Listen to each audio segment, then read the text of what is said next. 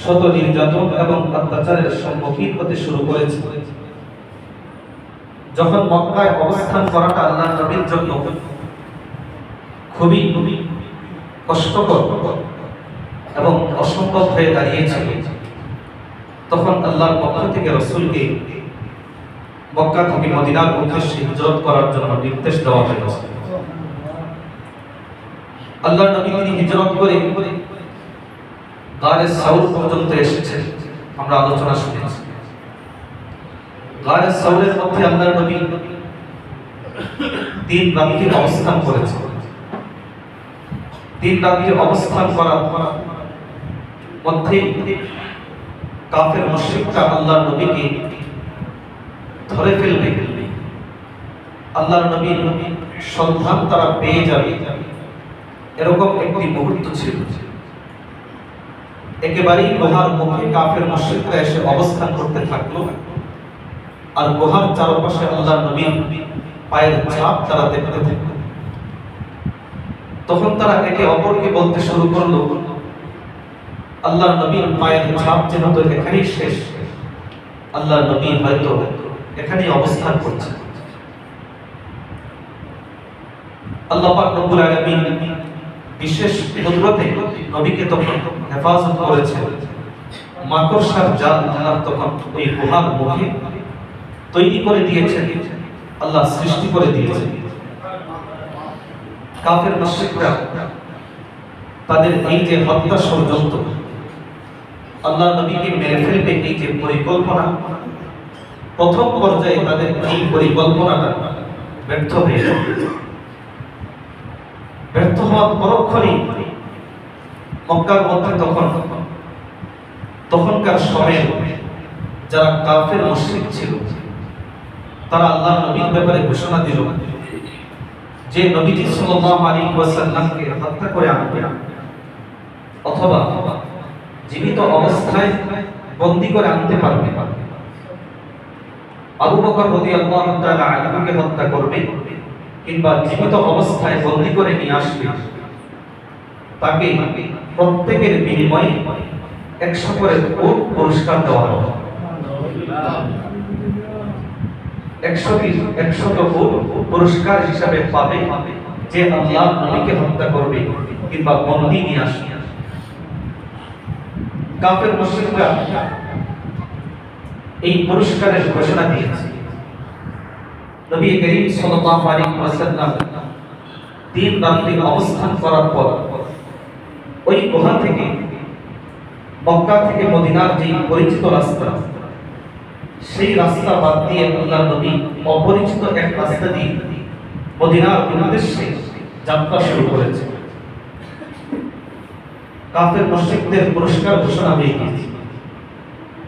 নবীজি সাল্লাল্লাহু আলাইহি ওয়াসাল্লামের কানেও এই সংবাদ এসে পৌঁছেছে। মক্কায় আব্দুল্লাহ ইবনে আবু বকর রাদিয়াল্লাহু তাআলা আনহুর সন্তানের মাধ্যমে তো এই সংবাদ যখন নবীর কানে এবং আবু বকর রাদিয়াল্লাহু তাআলা আনহুর কানে এসেছে, আল্লাহর নবী এবং আবু বকর রাদিয়াল্লাহু তাআলা আনহু মদিনার উদ্দেশ্যে পথ চলতে শুরু করলেন। প্রতিমধ্যেই আবু বকর রাদিয়াল্লাহু তাআলা আনহু একবার আল্লাহর নবীর সামনে যান, গিয়ে কিছুক্ষণ হাঁটেন। কিছুক্ষণ পর আবার তিনি আল্লাহর নবীর পিছনে গিয়ে আল্লাহর নবীর পিছনে পিছনে হাঁটতে থাকেন। কখনো ডানে যান, কিছুক্ষণ হাঁটেন, আবার বামে যান, কিছুক্ষণ হাঁটেন। এইভাবে তিনি শুধু তার হাঁটার স্থান একবার ডানে একবার বামে, সামনে পিছনে তিনি হাঁটতে থাকেন। তো নবী করিম সাল্লাল্লাহু আলাইহি ওয়াসাল্লাম তার এই অস্বাভাবিক একটি আচরণ দেখে প্রশ্ন করলেন, আবু বকর তুমি এভাবে হাঁটছো কেন? আবু বকর রাদিয়াল্লাহু তাআলা আনহু প্রশ্ন করলেন, জবাব দিলেন, ইয়া রাসূলুল্লাহ, যখনই আমার আশঙ্কা হয় কাফের মুশরিকরা হয়তো সামনের দিক থেকে আপনার উপর আক্রমণ করবে, আমি আবু বকর তখন সামনের দিকে চলে যাই, যাতে আপনার শরীরের মধ্যে কোনো আক্রমণ না হয়। যখনই আমার মনে হয় পিছন দিক থেকে আক্রমণ করবে তখন আমি পিছনে চলে যাই। যখনই মনে হয় ডান দিক থেকে আক্রমণ হবে তখনই আমি ডান দিকে চলে যাই। যখনই মনে হয় বাম দিকে আক্রমণ হবে তখনই আমি বাম দিকে চলে যাই। আমি এক জায়গায় স্থির থাকতে পারি না। আল্লাহ নবী সাল্লাল্লাহু আলাইহি ওয়াসাল্লাম বলেন, হে আবু বকর, বিপদ যখন আসবে তখন শুধু তোমার উপর আসবে আর আমি নবী বেঁচে যাব, এইটা কি তুমি কল্পনা করো? আল্লাহ নবী সাল্লাল্লাহু আলাইহি ওয়াসাল্লাম বলেন, বিপদ আসলে তোমার উপর আসবে, বিপদ আসলে আমার উপর আসবে, দুজন সেই বিপদ মাথা পেতে মেনে নিব। তবুও তুমি একা বিপদ সহ্য করবে, একা তুমি কাফের মুশরিকদের আক্রমণের সামনে দাঁড়িয়ে যাবে, আমি নবী সেটা হতে দিব না। এইভাবে হাঁটতে থাকলেন। আল্লাহ নবী সাল্লাল্লাহু আলাইহি ওয়াসাল্লাম কিছু দূর যাওয়ার পরেই পথ হাঁটছেন। কাফের মুশরিকরা এই পুরস্কারের কথা শুনে আল্লাহ নবীকে হত্যা করতে পারলে অথবা গ্রেফতার করতে পারলে তাদেরকে পুরস্কার দেওয়া হবে 100 কোটি। এই পুরস্কার শুনে সবাই কাফের মুশরিক তাদের মধ্যে তারা আল্লাহর নবীকে খুঁজতে শুরু করল। সহিহ বুখারী বর্ণনায় এসেছে, সুরাকা ইবনে মালিক তিনি তার এলাকার মধ্যে একটা মজলিসে বসেছিল, বৈঠকের মধ্যে বসে গল্প করছেন। একজন ব্যক্তি এই সুরাকা ইবনে মালিক রাদিয়াল্লাহু তাআলা আনহু, যিনি ইসলাম ধর্ম তখনও গ্রহণ করেন, অর্থাৎ তখনও আল্লাহর নবীর শত্রু, তখনও তিনি কাফের।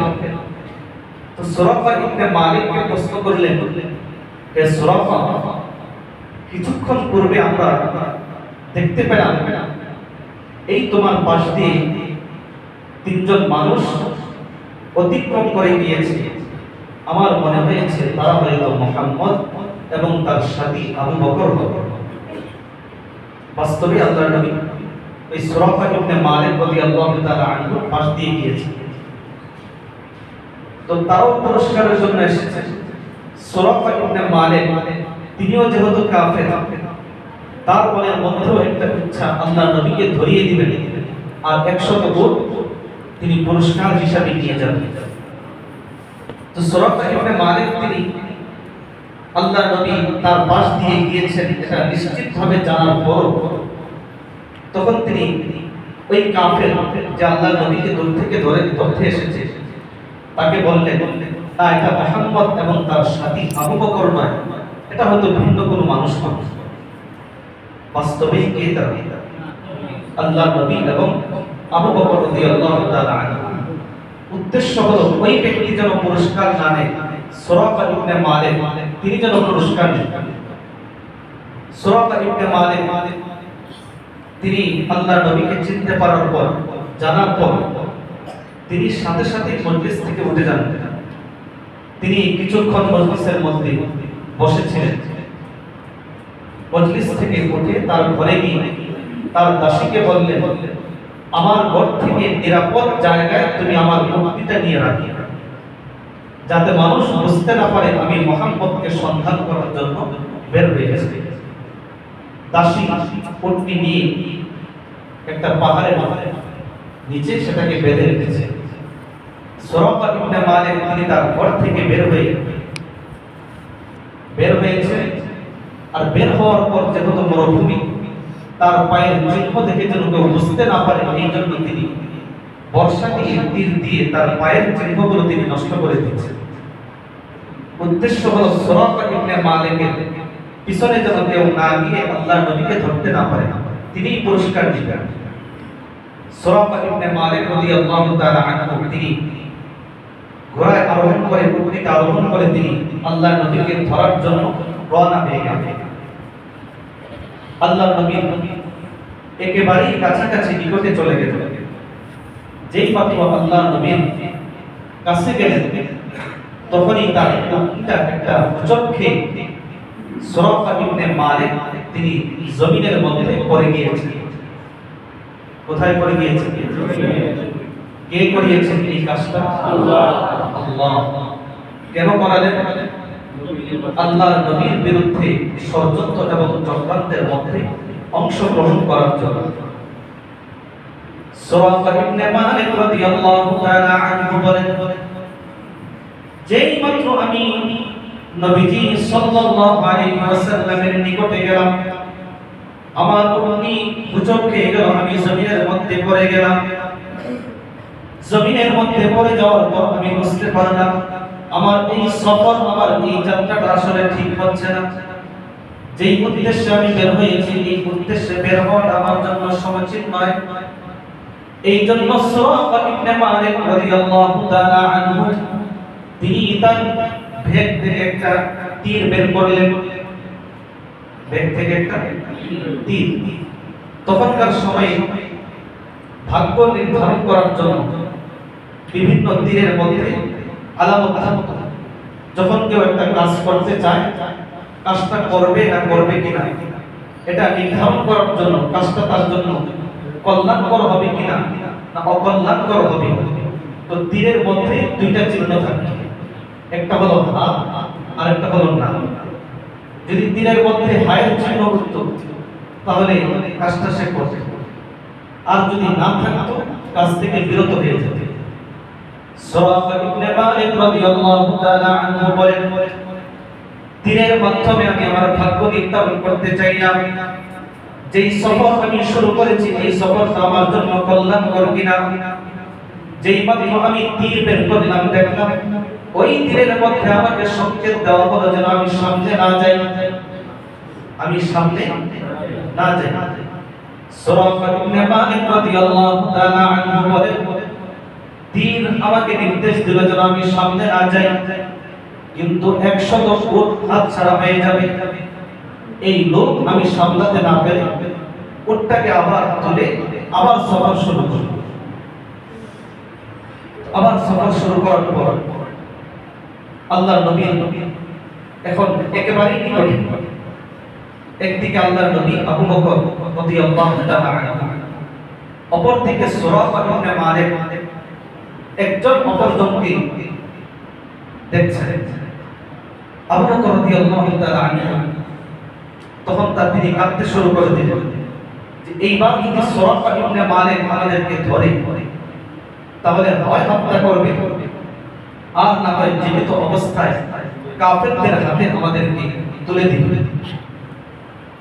এই চিন্তা করে তিনি কাঁদতে শুরু করে দিলেন। আল্লাহ নবী প্রশ্ন করলেন, মা তুমি কি আবু বকর তুমি কাঁদো কেন? আবু বকর রাদিয়াল্লাহু তাআলা আনহু তিনি বললেন, এই যে শত্রু আমাদের সামনে, এইবার হয়তো তাদের কাছ থেকে আমাদের পালানোর কোনো সুযোগ, পালানোর কোনো ব্যবস্থা নেই। গুহা থেকে বেঁচে এসেছিলাম, মাকড়সার জালের মাধ্যমে আল্লাহ হেফাজত করেছেন। এখানে হয়তো আমরা তাদের হাতে গ্রেফতার হয়ে যাব কিংবা নিহত হয়ে যাব। এখন তো আমাদের মুক্তির কোনো ব্যবস্থা নেই। আল্লাহর নবী, আমি নিজের জন্য কাঁদি না, লা আবকি আলা নাফসি, আমি নিজের চিন্তা করে কাঁদি না, আবকি আলা নাফসি, আমি কাঁদি আপনার চিন্তা করে। কার চিন্তা করে? নবীজি চিন্তা করে। আল্লাহর নবী আবু বকর রাদিয়াল্লাহু তাআলা আনহুকে বললেন, হে আবু বকর, লা তাহজান ইন্নাল্লাহা মা'ানা, চিন্তিত হয় না, পেরেশান হয় না, নিশ্চয়ই আল্লাহ আমাদের সাথে আছেন। আল্লাহর সাহায্য, আল্লাহর রহমত আমাদের সাথে আছে। মক্কা থেকে বের হয়েছে নিরাপদে, গুহা থেকে বের হয়েছে নিরাপদে, সব কিছু আল্লাহ সাহায্য করেছেন বলে এখানেও আল্লাহ আমাদেরকে সাহায্য করবেন। লা তাহজান, আবু বকর তুমি চিন্তা করো না, পেরেশান হয়ো না। তো এই কথা বলার পর আল্লাহর নবী ছোট্ট একটা বাক্যের মাধ্যমে তিনি দোয়া করলেন। আল্লাহর নবী দোয়া করলেন, আল্লাহুম্মা কফিনাহু বিমা শি'তা, আল্লাহ আপনি যেভাবে ইচ্ছা সেভাবেই, যে পন্থায় হোক, যে মাধ্যমেই হোক, এই সুরাকা ইবনে মালিকের হাত থেকে আপনি আমাদেরকে হেফাজত করুন, তার মোকাবেলায় আপনি আল্লাহ আমাদের জন্য যথেষ্ট হয়ে যাবেন। আল্লাহ নবী সাল্লাল্লাহু আলাইহি ওয়াসাল্লাম বিপদের এই মুহূর্তে দোয়া করেছেন, শত্রু একেবারেই সামনে, কয়েক কদম অগ্রসর হলে আল্লাহ নবীকে ধরে ফেলবে। ঠিক ওই মুহূর্তে আল্লাহ ওই সুরাকা ইবনে মালিকের উটনিকে বাহনকে আল্লাহ হাঁটু পর্যন্ত জমিনের মধ্যে ধসিয়ে দিয়েছেন। জমিনের মধ্যে আল্লাহ ধসিয়ে দিয়েছেন। সুরাকা ইবনে মালিক সে জমিনের মধ্যে পড়ে গেল। জমিনের মধ্যে পড়ে সুরাকা ইবনে মালিক আল্লাহ নবীকে লক্ষ্য করে বলল, ইন্নী আরাকুমা কাদ দাউতুমা আলাইয়া, মনে হচ্ছে তোমরা দুইজন আমার বিরুদ্ধে বদদোয়া করেছো, এই জন্য আমার প্রতি একবার হোঁচট খেয়েছে, আরেকবার হাঁটু পর্যন্ত জমিনের মধ্যে দেবে গিয়েছে। আল্লাহ নবী সাল্লাল্লাহু আলাইহি ওয়াসাল্লাম বদদোয়া করেছেন বাস্তবে, আল্লাহুম্মা ফিনাহু বিমা শিতা, যেভাবে ইচ্ছা আল্লাহ সেভাবেই তার থেকে আমাদেরকে হেফাজত করে। তো সুরাকা ইবনে মালিক যখন দেখলো মুহাম্মদ সাল্লাল্লাহু আলাইহি ওয়াসাল্লাম এবং আবু বকর এই দুইজনের বিরুদ্ধে যত চেষ্টাই আমি করি না কেন তাদেরকে ধরা আমার পক্ষে সম্ভব হবে না, তখন তিনি বললেন, লাকুমা আন আরুদ্দা আলাইকুম আদ-দারাব, তোমরা আমাকে দোয়া করে আল্লাহর কাছে একটু দোয়া করো, যাতে আল্লাহ এই যে বিপদের মধ্যে পড়লাম 100 উটের লোভে পড়ে বারবার আমার ভাগ্য আমাকে, আমার দিন আমাকে নির্দেশ দিয়েছে যাতে আমি না আসি, তারপরে এসেছি উটের লোভে, একটু আল্লাহর কাছে দোয়া করো যেন আল্লাহ এই বিপদ থেকে আমাকে উদ্ধার করেন। এখন যাকে ধরবে, যার উপর আক্রমণ করবে, যাকে মেরে ফেলবে, তার কাছে উল্টা শত্রু এখন দোয়া চায়, অন্তর ঘুরিয়ে দিলেন কে? আল্লাহ। আল্লাহ। সুরাকা ইবনে মালিক রাদিয়াল্লাহু তাআলা আনহু বলেন, ইয়া রাসূলুল্লাহ, একটু দোয়া করুন আমাদের জন্য, আল্লাহর কাছে একটু প্রার্থনা করুন যেন আল্লাহ এই বিপদ থেকে আমাকে মুক্তি দিয়ে দেন, নাজাত দিয়ে দেন। বিনিময়ে যারাই আপনাকে ধরে ধরতে আসবে তাদেরকে আমি আপনার কাছ থেকে ফিরিয়ে দিব। যারাই আপনাকে আক্রমণ করতে চাইবে, আপনাকে মেরে ফেলতে চাইবে, আপনাকে গ্রেফতার করতে চাইবে, আমি সুরাকা ইবনে মালিক তাদেরকে আপনার কাছ থেকে ফিরিয়ে দিব। আল্লাহ নবী দোয়া করলেন, তার উট ঠিক হয়ে গেল, দাঁড়িয়ে গেল। সুরাকা ইবনে মালিক সে এখান থেকে চলে আসে। প্রতিমধ্যে আল্লাহ নবী যাচ্ছেন সামনের দিকে, সে পিছনের দিকে ফিরে আসে। যাদের সাথে সাক্ষাৎ হয় যে আল্লাহ নবীকে ধরবে, এই উদ্দেশ্যে যারাই আসে, সুরাকা ইবনে মালিক সে তাদেরকে লক্ষ্য করে বলে, কাদ কাফাইতুকুম, আমি তোমাদের পক্ষ থেকে মক্কার সেই পুরস্কার ঘোষণা করা হয়েছিল, হত্যা করা কিংবা গ্রেফতার করা সেই দায়িত্ব আমি পালন করে এসেছি। মুহাম্মদ এবং তার সাথী এই রাস্তায় নাই, এই রাস্তায় নাই। বাস্তবে আছে না নাই? আছে। কিন্তু এই যে সুরাকা ইবনে মালিক তিনি যে ওয়াদা করে এসেছিলেন যে যারাই আপনাকে ধরতে আসবে, আপনার উপর আক্রমণ করতে আসবে, তাদেরকে আমি ফিরিয়ে রাখবো, তিনি তার সেই কথাটা রক্ষা করেছেন এবং তিনি শেষ জীবনে ইসলাম ধর্ম গ্রহণ করেছেন। তো ছিলেন শত্রু, হয়ে গেলেন আল্লাহর নবী, সাহাবী হয়ে গেলেন তিনি মুসলমান। আল্লাহ পাক রব্বুল আলামিন শত্রুকে আল্লাহর নবীর বন্ধু বানিয়ে দিলেন, সেটাও অস্বাভাবিক একটা ঘটনার মতো।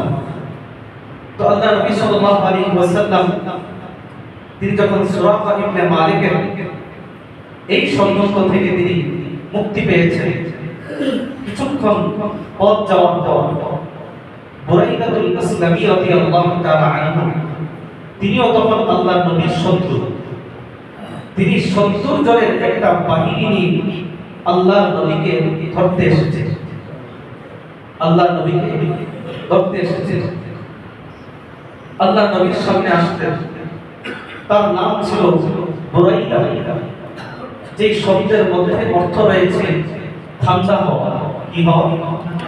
ঠান্ডা হওয়া। তো আল্লাহ নবী বুরাইদাকে প্রশ্ন করলেন, বুরাইদা তোমার নাম কি? তিনি বললেন, আল্লাহ রাসূল আমার নাম হলো বুরাইদা। তো আল্লাহ নবী এই শব্দ থেকে ভালো একটা অর্থ নিয়ে বললেন, বারদার আমরুনা, আমাদের এই মদিনার সফরটা আল্লাহ সহজ করে দিয়েছে। কারণ এই যে ব্যক্তি তার নাম হলো বুরাইদা, যার অর্থ হলো ঠান্ডা হয়ে যাওয়া, গরম জিনিস ঠান্ডা হয়ে যাওয়া। অতএব আল্লাহ এই বুরাইদার মাধ্যমে আমাদের এই বিষয়টাকে তিনি ঠান্ডা করে দেবেন। তো বুরাইদাতুল আসলামী রাদিয়াল্লাহু তাআলা আনহু তিনিও 70 জনের যে কাফেলা নিয়ে এসেছিলেন আল্লাহর নবীকে ধরবে, তখন এই 70 জনের কাফেলা একসাথে আল্লাহর নবীর হাতে তারা মুসলমান হয়ে গিয়েছে। 70 জন একসাথে মুসলমান। আল্লাহর নবী সাল্লাল্লাহু আলাইহি ওয়াসাল্লাম এই সফর করতে করতে তিনি ক্লান্ত হয়ে গেলেন, পিপাসার্ত হয়ে গেলেন। হাদিস শরীফের কিতাবের মধ্যে এসেছে আল্লাহর নবী কিছুক্ষণ যাওয়ার পর তিনি খাবার খুঁজতে শুরু করলেন, খাবার কিনবেন। উম্মে মা'বাদ রাদিয়াল্লাহু তাআলা আনহার ঘরে গিয়ে তিনি উপস্থিত হলেন। উপস্থিত হয়ে আল্লাহর নবী তাদের কাছে খেজুর চাইলেন এবং গোশত চাইলেন। কি চাইলেন? খেজুর এবং গোশত। খেজুর এবং গোশত যখন আল্লাহর নবী চাইলেন, উম্মে মা'বাদ আল্লাহর নবীকে বললেন, ইয়া রাসূলুল্লাহ, গোশত নেই, খেজুর নেই। তো আল্লাহর নবী তখন তার ঘরের দিকে একটু দৃষ্টি দিলেন। দৃষ্টি দিয়ে আল্লাহর নবী ঘরের ভিতরে একটি বকরি তিনি দেখতে পেয়েছেন। উম্মে মা'বাদকে প্রশ্ন করলেন, মা হাযিহি শাতু ইয়া উম্মে মা'বাদ, হে উম্মে মা'বাদ, তুমি বললে কোনো গোশত নেই, এই যে তোমার ঘরের মধ্যে একটা বকরি, ছাগল, এই ছাগলটা, এই বকরিটা কিসের? উম্মে মা'বাদ আল্লাহর নবীকে বললেন, ক্বাদ খাল্লাফাল জাহদু আনিল গানাম, যে এই ছাগলটা খুবই দুর্বল, ক্লান্ত, অসুস্থ হওয়ার কারণে সে ছাগল পালের সাথে ঘাস খেতে যাবে, চারণ ভূমিতে যাবে, এই শক্তি তার মধ্যে নাই। এই জন্য সে ঘরের মধ্যে আছে, আর আমার বাকি ছাগলগুলো, বকরিগুলো সব চারণ ভূমিতে চলে গিয়েছে। তো আল্লাহর নবী তাকে প্রশ্ন করলেন, ফাহাল বিহা মিন লাবানি, আচ্ছা এই বকরি থেকে কিছু দুধের ব্যবস্থা করা যাবে কি? বকরিটা কেমন? খুবই অসুস্থ, দুর্বল, ক্লান্ত, সামান্য হাঁটবে এই পরিমাণ শক্তিও তার মধ্যে নাই। উম্মে মা'বাদ তিনি বললেন, হিয়া আজহাদু মিন যালিকা, হে আল্লাহর রাসূল, আপনি দুধ দোহাবেন, তার থেকে দুধ দিবেন, এই পরিমাণ এই ছাগল এবং বকরিটা দুর্বল, অসুস্থ, তার কাছ থেকে দুধের ব্যবস্থা করা, দুধ দোহানো সম্ভব নয়। আল্লাহর নবী উম্মে মা'বাদ রাদিয়াল্লাহু তাআলা আনহাকে বললেন, আতা'দানিনা আন আহলিবাহা, তুমি কি একটু অনুমতি দিবে কিনা আমি এই ছাগলের, বকরির একটু দুধ দহন করে দেখব, দুধ বের করা যায় কিনা? উম্মে মা'বাদ নবীজিকে বললেন, ইন্না আইতা বিহা হালাবান ফাহলিবাহা, যদি আপনি মনে করেন তার দুধ দোহাতে পারবেন তাহলে আপনি দুধ দোহান, আপনি তার দুধের ব্যবস্থা করেন যদি আপনি পারেন। আল্লাহ নবী সাল্লাল্লাহু আলাইহি ওয়াসাল্লাম এই ছাগলটাকে, এই বকরিটাকে তখন তিনি ডাক দিলেন, বকরিকে ডাক দিলেন। বকরি যখন আল্লাহ নবীর সামনে আসলো, আল্লাহ নবী তখন তার কোলানের মধ্যে হালকা একটু হাত দ্বারা স্পর্শ করলেন। কি করলেন? স্পর্শ করলেন। বিশ্বাস হয় কিনা আপনাদের? একেবারে নির্ভরযোগ্য হাদিসের কিতাবের মধ্যে এসেছে, আল্লাহ নবী যখন স্পর্শ করলেন, সামান্য একটু দোয়া আল্লাহ নবী পাঠ করলেন, করে আল্লাহ নবী তার হাতটা ওই কোলানের মধ্যে লাগিয়ে দিলেন। সাথে সাথে ওই অসুস্থ রোগী ছাগল মুহূর্তের মধ্যে সুস্থ হয়ে তার কোলানটা দুধে পরিপূর্ণ হয়ে গেছে। আল্লাহ নবী সাল্লাল্লাহু আলাইহি ওয়াসাল্লাম নিজেই দুধ দুহিয়েছেন। আল্লাহ নবী দুধ নেওয়ার পর তিনি ওই মহিলা উম্মে মাবাদকে পাক করালেন। আবু বকর রাদিয়াল্লাহু তাআলা আনহুকে পাক করালেন। সর্বশেষ আল্লাহ নবী তিনি পাক করলেন।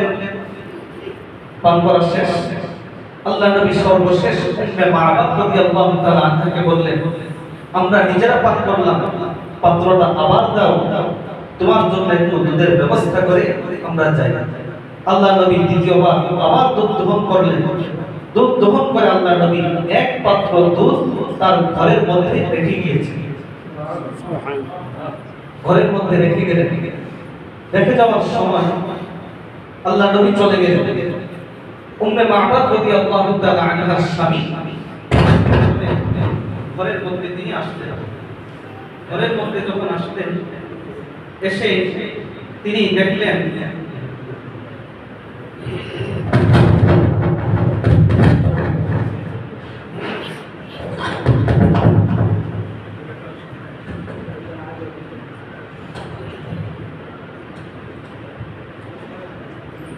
আল্লাহ নবী তিনি এক পাত্র দুধের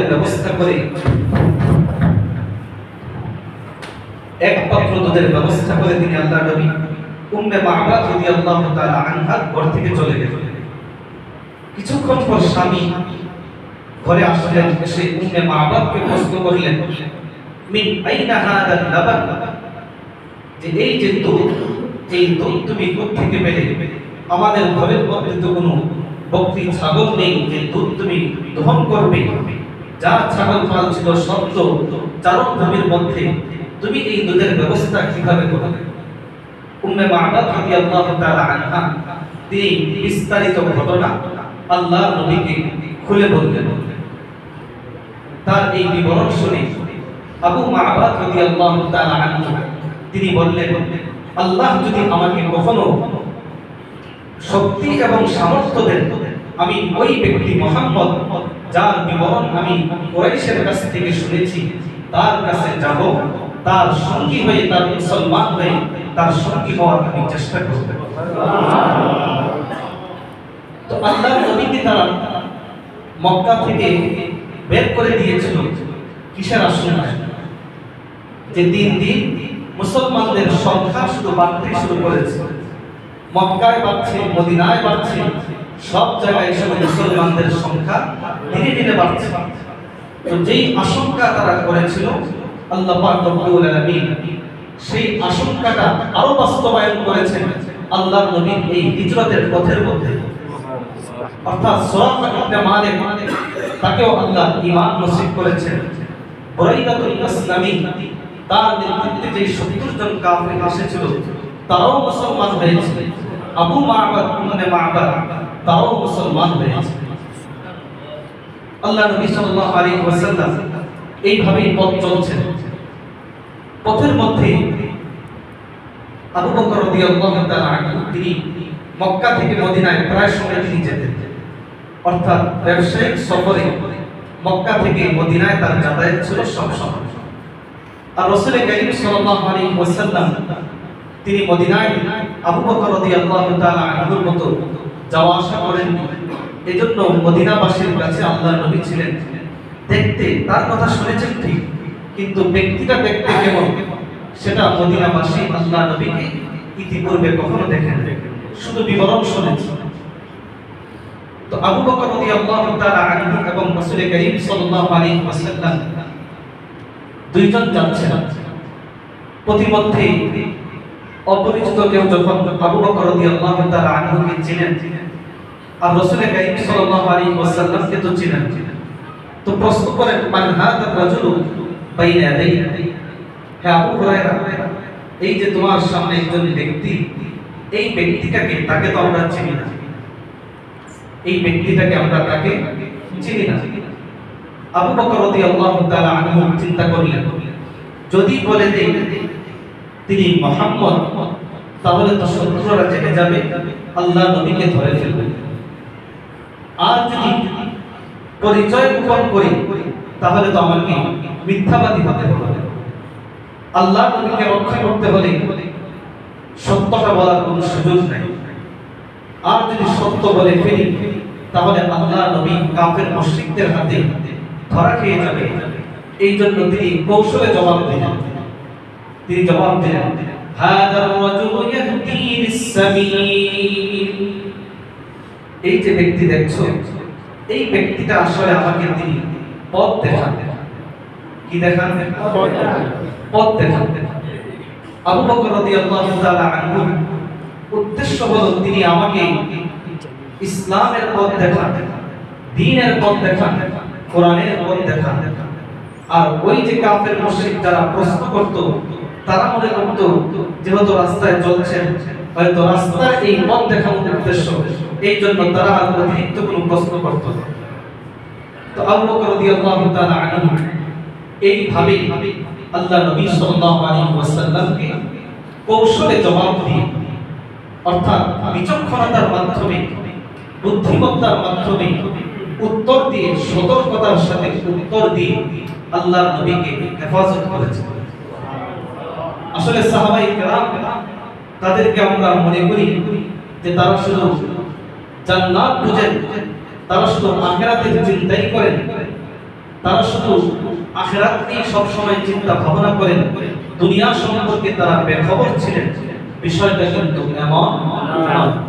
সাহাবায়ে কেরাম তাদের জীবনী যদি আমরা লক্ষ্য করি তাহলে দেখতে পাই সাহাবায়ে কেরাম ছিলেন অনেক অনেক বুদ্ধিমান, অনেক অনেক বুদ্ধিমান।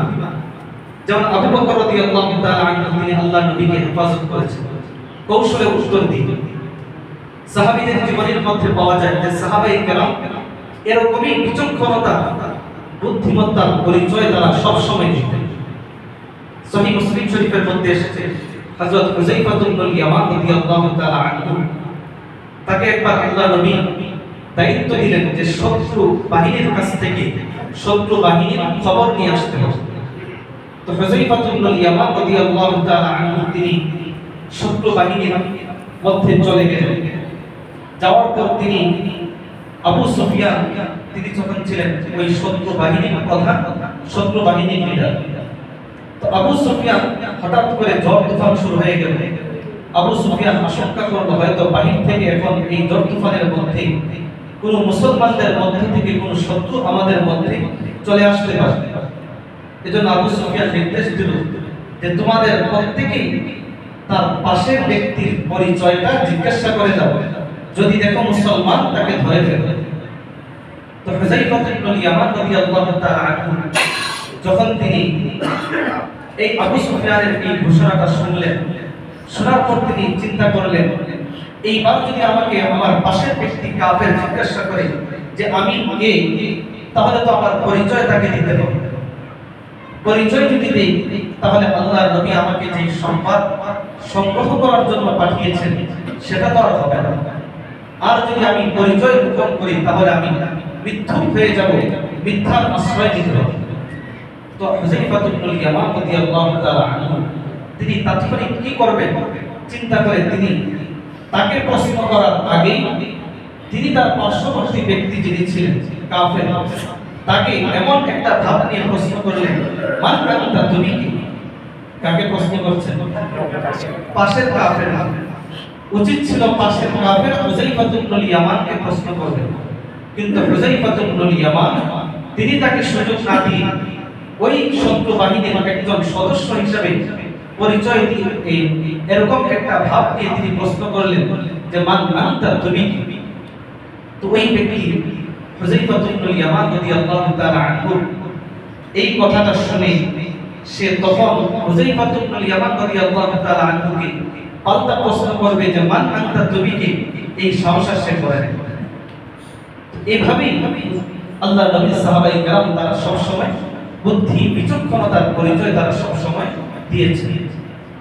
এভাবেই আল্লাহর নবী সাল্লাল্লাহু আলাইহি ওয়াসাল্লাম মক্কা থেকে মদিনায় তিনি হিজরত করে চলে গিয়েছেন। দীর্ঘ কয়েকদিন সফর করার পর আল্লাহর নবী সাল্লাল্লাহু আলাইহি ওয়াসাল্লাম মদিনায় গেলেন।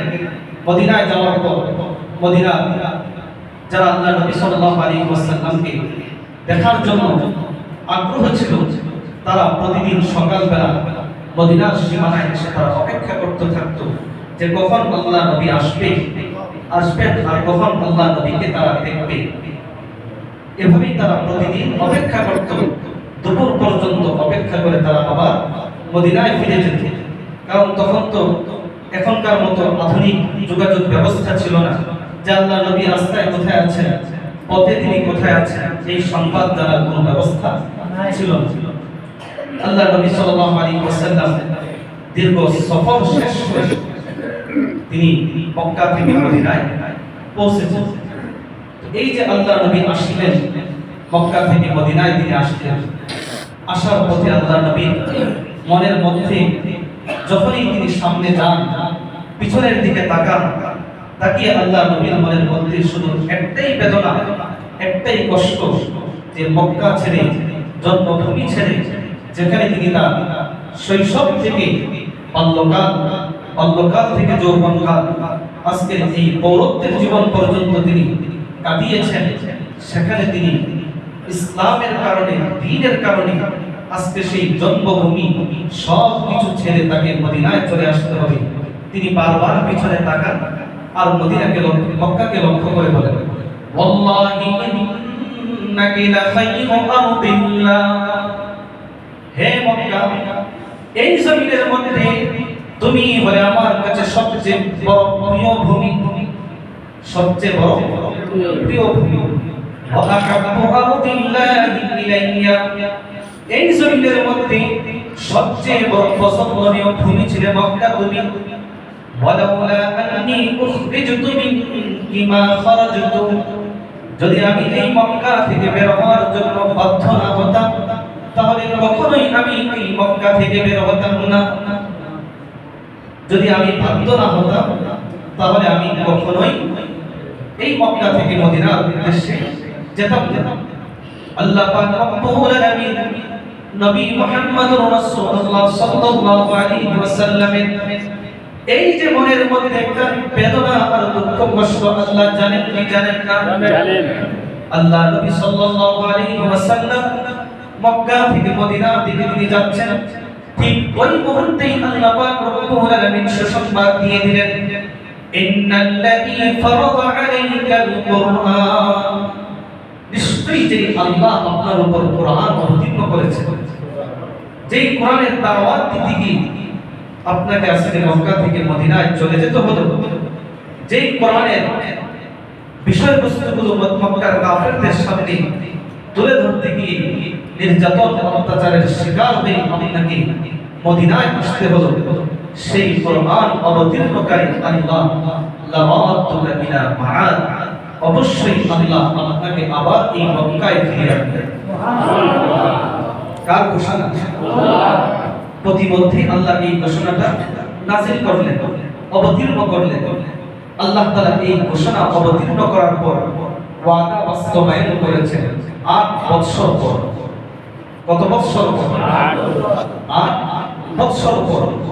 যেই কাফের মুশরিকরা আল্লাহর নবীর সামনে এত অত্যাচার আর জুলুম নির্যাতন তারা করেছে, যে দ্বীনের দাওয়াত আল্লাহ নবী উচ্চ স্বরে দিবেন, সেই সুযোগ ছিল না। ৮ বৎসর পর সেই কাফের মুশরিক কোনো তরবারি ছাড়া, কোনো যুদ্ধ ছাড়াই তারা আল্লাহর নবীর সামনে ভীত সন্ত্রস্ত হয়ে মাথা নত করে আল্লাহর নবীর সামনে তারা মাথা নত করে ফেলেছে। যেই কাফের মুশরিকদের এত ক্ষমতা ছিল যে আল্লাহর নবী শুধু আল্লাহর একত্ববাদের দাওয়াত দিবেন, আল্লাহ তাওহীদের দাওয়াত মানুষের সামনে পেশ করবেন, সেই কাফের মুশরিকরাই কিন্তু আবু সুফিয়ান, ইকরামা, যারা সব সময় আল্লাহর নবীর বিরোধিতা করত, তারাও তখন মক্কায় প্রকাশ্যে এসে আল্লাহর নবীকে ধরবে দূরের কথা, তারা তখন বিভিন্ন ঘরের মধ্যে পালিয়ে আশ্রয় গ্রহণ করেছে, বিভিন্ন আত্মীয় স্বজনের মাধ্যমে এসে আল্লাহর নবীর কাছে সুপারিশ করত যেন আল্লাহর নবী তাদেরকে নিরাপত্তা দান করেন। তো এই যে ওয়াদা আল্লাহ তাআলা করেছেন, এই ওয়াদা আল্লাহ তাআলা ৮ বছর পর বাস্তবায়ন করেছেন। তো এই যে হিজরতের এই বিবরণ আমরা শুনলাম, আল্লাহর নবী আমাদের এই যে কুরবানি এবং বিসর্জন দিয়ে গিয়েছেন, আর এই কুরবানি এবং বিসর্জনের এই শিক্ষা মুসলমানদের অন্তরের মধ্যে জাগ্রত করার লক্ষ্যে আমাদের এই যে হিজরি সন বর্তমান 1446 হিজরি, এই যে হিজরি সনের প্রবর্তন হলো, এটা কিন্তু আল্লাহ নবীর ওই হিজরতের সময়কাল থেকে শুরু হয়েছে। অর্থাৎ আজ থেকে প্রায় 1446 বছর পূর্বে আল্লাহ নবী তিনি মক্কা থেকে মদিনায় হিজরত করেছিলেন। ওমর ফারুক রাদিয়াল্লাহু তাআলা আনহু জামানায় তিনি করেছেন। তো এই যে হিজরত আল্লাহ নবী তিনি মক্কা থেকে মদিনায় করলেন, কেন দুনিয়ার স্বার্থে করেছেন? কেন করলেন? দুনিয়ার স্বার্থে না। কেন করলেন? দ্বীন রক্ষার্থে। কিসের জন্য? নিজের ঈমান, নিজের আদর্শ, নিজের একত্ববাদকে হেফাজত করার জন্য আল্লাহ নবী তার মাতৃভূমি ছেড়ে দিয়েছেন, যেখানে 53টা বছর আল্লাহ নবী কাটিয়েছেন। তার পরিবারের আত্মীয় স্বজন সব কিছু ছেড়ে আল্লাহ নবী মক্কা থেকে মদিনায় এসেছেন একমাত্র নিজের দ্বীন ঈমানকে হেফাজত করার জন্য। সাহাবায়ে কেরাম এসেছেন এই উদ্দেশ্যে। এজন্য এই হিজরত থেকে আমাদের শিক্ষা এটাই যে যেই পথে গেলে আমার ঈমান এবং আদর্শ বিসর্জন দিতে হবে, আমার ঈমান ঠিক থাকবে না, আমার ইসলামী আদর্শ বিসর্জন দিতে হবে। একজন মুমিন সে তার সেই পথ, সেই আদর্শ, সেই ব্যক্তি, সেই সমাজ, সেই দেশ ত্যাগ করা, ঈমান রক্ষা করার জন্য, এটাই হলো আল্লাহর নবীর হিজরত থেকে আমাদের জন্য শিক্ষা। নিজের ঈমান যদি কোনো ব্যক্তির কাছে গেলে হেফাজত না থাকে, কোনো ব্যক্তির কাছে গেলে যদি আমার আদর্শ ঠিক না থাকে, কোনো সমাজের মধ্যে থাকলে যদি ওই সমাজের মধ্যে আমার ঈমানি চেতনা, আমার ইসলামী আদর্শ ঠিক থাকে না, মুমিন আল্লাহর নবীর এই হিজরত থেকে শিক্ষা গ্রহণ করে সেই ব্যক্তিকে ছাড়বে, সেই আদর্শকে ছাড়বে, সেই দেশ যদি ছাড়তে হয় ছাড়বে, সেই সমাজ যদি ত্যাগ করতে হয় সেই সমাজ ত্যাগ করবে।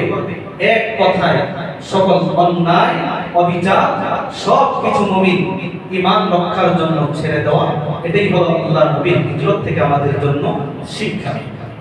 তো এই শিক্ষা আমরা ধারণ করতে পারবো কি? ইনশাআল্লাহ পারবো। নিজের ঈমান রক্ষার জন্য নিজের বন্ধুকে ছেড়ে দিতে ইনশাআল্লাহ পারবো। ইনশাআল্লাহ শুধু মসজিদের মধ্যেই পারবো, মসজিদ থেকে বের হলে তার কোনো বাস্তবায়ন নাই।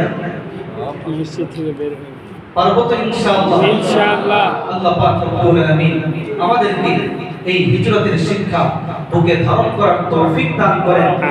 যাদের মাধ্যমে আমার ঈমান, আদর্শ, ইসলামী চেতনা নষ্ট হয়, বিনষ্ট হয়, তাদের থেকে দূরে থাকার তৌফিক দান করেন। আমিন। ওয়া আখিরু দাওয়ানা আলহামদুলিল্লাহি রাব্বিল আলামিন।